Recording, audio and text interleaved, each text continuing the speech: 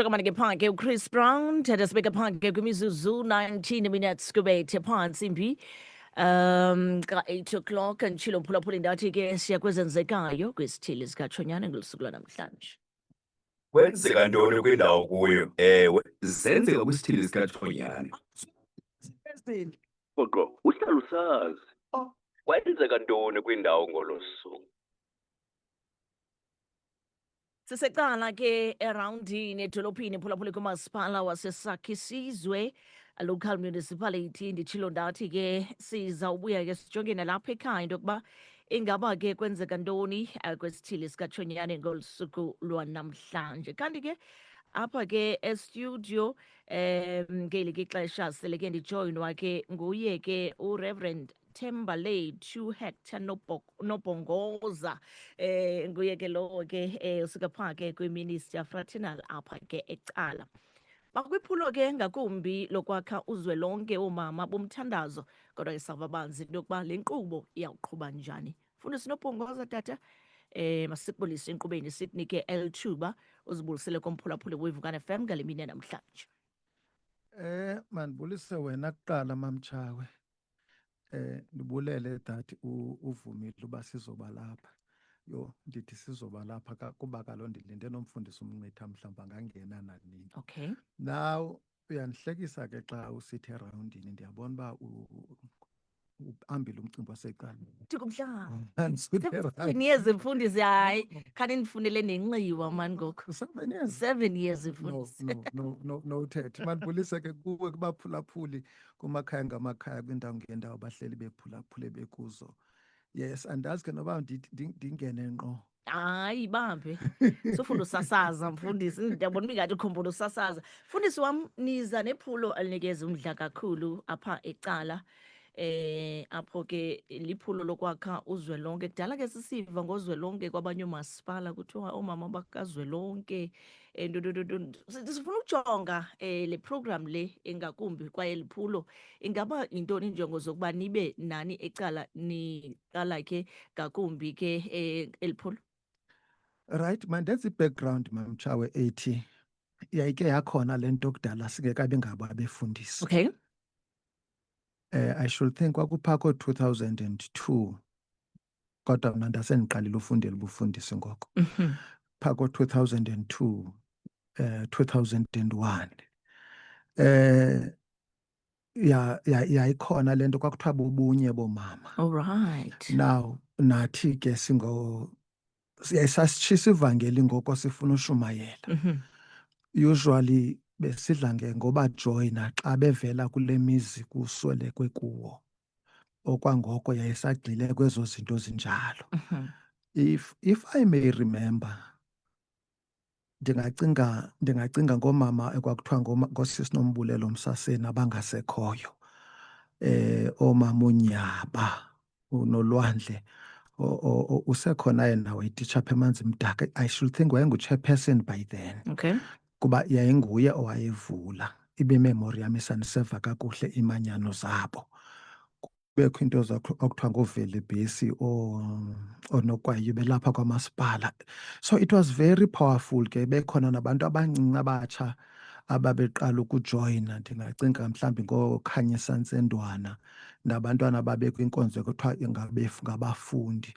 Now babeyi-part of that. Now size ke thina kwicala lethu lotata ndicinga babini aba-enda phaa besiye ebufundisini. It was myself and umfundisi uMpi ongapha ngaseCofa Imvaba kumakhwababa. Now apha ecala abasekhona kwabotata sasidla ngobajoyina. Awu ungathini xa uthetha ngomfe kwakuthiwa nguSimilo Dondolo. Wow, ishumayela ke loo ndoda. Now ucinge ngoMabhedelele. Utata uSolisi sasimbiza Mabhedelele. And basecala bawumazi ngolo hlobo okheyidingiswayo. Yayimandi ke le nto xa simane siyojoyina oomama. Tyhini Thixo ukhona umfaswelekayo wayemde wakwanyakaza. Naye wangumphefumlo wakho ungaphumla ngoxolo wangapha ethengiwe. So sasidla ke ngobajoyina and ibe nelaa futhe nabo bazifilisha xa sikhona. Now iyabuya ke ngoku Okay. Kubuya ke ngoku ubunye bukazwelonke bomama. Siyiphathelwa ke ngoku le idea, masiyithethe ke inyani that ngumfundisi uMananga. All right. Uza kuthi ke ngoku athi bazalwane nanku umcimbi. Sihlala intlanganiso ndim, ngumfundisi uMncitha, nguBishop Ngcoza, nguye umfundisi uMananga.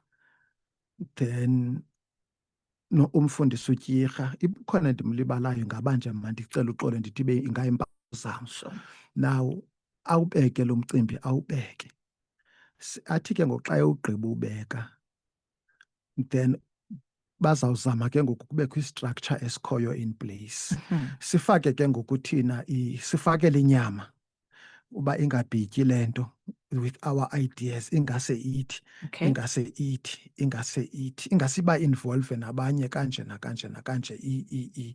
Banayo ke umntu esivumelene naye ngaye ozaba nguchaplain womama, kamandi ke ngumfundisi okwangumama, that is uBishop Mrhobata. Yes, yiyo ke le nto ibangela uba size saxoxa savumelana okokuba now ayizugxila ke ngoku kulaa mcimbi wakudala apho yayibheka kwimizi yokulilwa kuyo, Okay. iyokwenza iyothuthuzela akuhlanga lungehliyo. Now sathi ke kuqala masiyilontshe le nto officially. Okay. Savumelana ngedate yale Sunday i-18th okanye 19. 1946. Savumelana ngale Sunday yange-19 that masiyilontshe le nto. Sikhona i-structure in place soomama. Mhlawumbi apha emini sizazibona iifoto zabo zijikeleza, mhlawumbi ndiza kuthumelela nawe so that uqonde ngoku umcimbi uya kweli cala. Now Sunday 2:00 siyayiphehlelela ke ngoku ngosesikweni. Ine-program ke yayo yangalaa mini. Okay. Now ngoku iprogram yayo sinayo umntu ozawuba ngu-program director, then safakela ke ngoku izinto ezithi mayibe icawe, mayibe nenkonzo ezawuba nentshumayelo. Then intshumayelo fortunately xa besihleli bathi ke bavumelana uba mabanike at the senior minister, uReverend T.H. Nobongoza. Ndim i-senior minister ke mamtshawe. Okay. Now savumelana, then sathi ke ngoku induction, le nto ithi ke ngoku lo mntu uzawuthi ke ngoku ndiyasimisela esi structure ngegunya endilinikiweyo yicawa. Ndiyasimisela esi structure, ndiyavakalisa okokuba sisesikweni. Sathi ke i-induction sizawuyenzelwa ngomfundisi uMncitha. Now then sinazo ke ii-prayer session esivumelene ngazo, but sithe masingazenzi zibe nintsi. Sikhethe nje just a few ye-prayer sessions. Sathi seemingly into ye-gender based violence, abantu basecala bayahlukumezana. Yes, yes. It's painful, it's sad. It's sad really. You could see that akukho peace man. Akukho peace. Abanye bazalana, abanye and so on and so on. Sathi masingayishiyi ngasemva iprayer ye-gender based violence. Sathi okwesibini siya kwi-exams. Siyayiqonda okokuba mhlawumbi izikolo sezibabizile abantu bazo bokwenza loo mithandazo, kodwa sathi nathi njengecawa masiyenze masiwenze umthandazo we-exams. Yes. Eyesithathu iba ikhona ngumthandazo wasezindleleni, because siyaya kuDisemba, Yes. November, apho xa beqala ubuya sibone kunyuka i-high rate of i-road accidents. Now sathi ke masingayishiyi ngaphandle loo nto leyo, nawo umthandazo wasezindleleni simcenga uThixo, simcenga uSombawu, sithi noko khawubavumele bazongena koomagwabo bengabaphilileyo. Now nantso ke i-layout yalo msebenzi ke mamtshawe. Andazi ke noba ikhona imibuzo orhalela undibuza yona na. Sinomzuzu omnye nje mfundisi ukukujonga ndiyaqonda into yokuba uthe umcimbi lo i-launch iyawube isenzeka ngecawa ngentsimbi yesibini ndiyibambe right? Yes. Ivenue ingaba mhlawumbi nabe niyibambele phi na? Xa uthi ke kushiyeka umzuzu ube mnye, sizabe sisecaweni yamaWisile, the Methodist Church, apha edolophini. Akho mntu ungayaziyo ke i-Methodist Church. Kukucela ke torho kwimvaba ngemvaba, kukucela torho kwimvaba ngemvaba.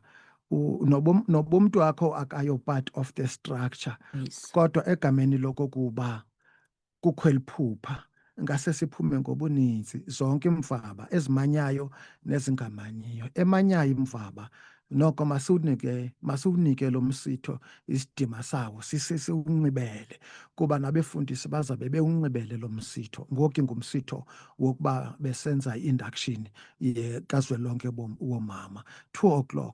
Noba usuka phi sisicela kangangoko isapoti. Baphume oomama kuba kaloku sasikhula kusithiwa baphi noomama ababethandaza kwimigodi, baphi oomama ababethandaza xa kuyimbalela, abanyuke bawuthetha noThixo igaleleke imvula inethe. So sifuna ke lo mcimbi ube kwelo zinga liphakamileyo linjalo.